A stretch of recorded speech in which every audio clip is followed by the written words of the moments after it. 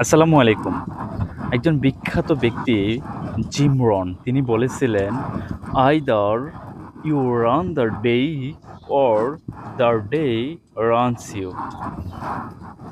হয় আপনি দিনকে চালান, নয়তো দিন আপনাকে চালাবে।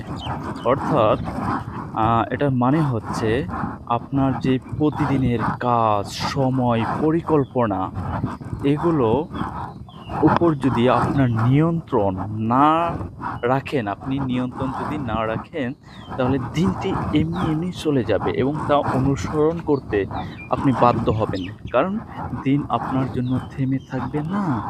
So you should over use every second, every minute, every day.